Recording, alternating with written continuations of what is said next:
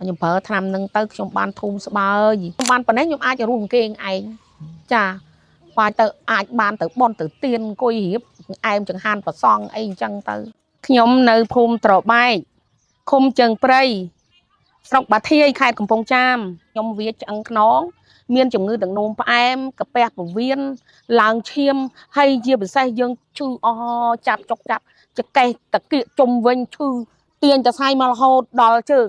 ទៅពេទ្យគេថាតសៃនឹងវាទាញបានវាឈឺអញ្ចឹងហើយចុកចាក់ញូចរហូតដល់ចុងជើងអ្នកស្ពឹកមកដល់ខ្មងជើងខ្ញុំនៅឡើងដល់ថ្នាក់ឡើងយើងថាអស់សង្ឃឹមខ្ញុំថាខ្ញុំស្លាប់អញ្ចឹងមានដំណើរដែលធ្វើឲ្យណាមីងក៏បានប្រើវីហូបនេះណាមីងឃើញតាមវាអីដែរឃើញតាមរយៈ Facebook ចិត្តតែបើកមើលទៅអស់សង្ឃឹមបើកមើលអញ្ចឹងម្ដង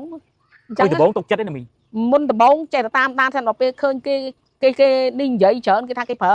អ្នកខ្លះគ្នាដើរឈើច្រត់អ្នកខ្លះអ្នកនៅដេកអញ្ចឹងដល់ពេលមកបានប្រើឆ្នាំនឹងគ្នាដើររួចអីខ្ញុំប្រើទៅ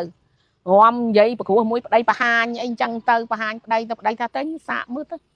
ខ្លាចគេបោកអត់ពេលហ្នឹងណាមីងខ្លាចចាខ្លាចតែហ៊ានទាន់ទិញច្រើននៅដល់ក្រោយ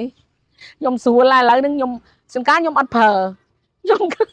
និយាយរួមទៅយើងខ្វះថវិកាដែរណាលោកគ្រូជួនកាលបានស្រួលហ្នឹងលេបផ្លេចប្តីខ្ញុំស្ដីអឹងបានលេបស្រួលក៏មិនចេះតែលេបទៅឥឡូវតែផ្លេចអីប្រយ័ត្នឆ្នាំនឹងវាដឹងប្រយ័ត្នវាហើមកវិញថាអត់អីដែរតែអត់អីដែរអញ្ចឹងណាពេលសម្រាប់ចិត្តទិញហ្នឹងតើនៅប្រទេសទីប្រមាណប្រអប់ទីប្រមាណដែលធ្វើឲ្យណាមីងមានដឹងខ្លួនឯងធូរបានដល់ប្រអប់ទី1ហ្នឹងចាប់ផ្ដើមលេបអាមកគ្រាប់ហ្នឹងព្រលឹមឡើងដើរពីក្រោយមកដល់មុខ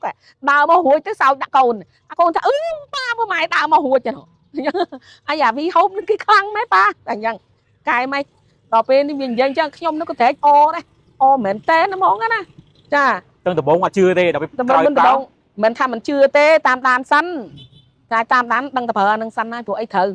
តាមដានមើលជំងឺអ្នកប្រើនេះគេមានជំងឺដូចយើងអត់អញ្ចឹងណាដល់ពេលគេមានជំងឺអញ្ចឹងអានេះឯងត្រូវខ្ញុំហ្មងចេះនិយាយប្តីណាពេលដែលប្រើហ្នឹងគឺអាការៈណាមីងបានធូរខ្លះបើនិយាយទៅដំបងគេបងធូរបានដើររួចអាចកេះហ្នឹងក៏អន់ចាក់ចុងស្យត់យ៉ងអញ្ចឹងណាបាត់ចាក់ញូចហ្នឹងហ្មងហើយទៅធូរមួយថ្ងៃបន្តិចចាអីប្រើទៅដូចត្រូវស្រួលហ្មងប្រាប់កូនអញ្ចឹងណាអាកូនហ្នឹងក៏ថាម៉ែហើយបើត្រូវហើយម៉ែឯងកុំទៅទិញថ្នាំទៅណាជួនកាលខ្ញុំទិញយកមកចោលថ្នាំខ្លះធ្លាប់ផ្ដាំផ្ញើកូនដែរពេលហ្នឹងពេលផ្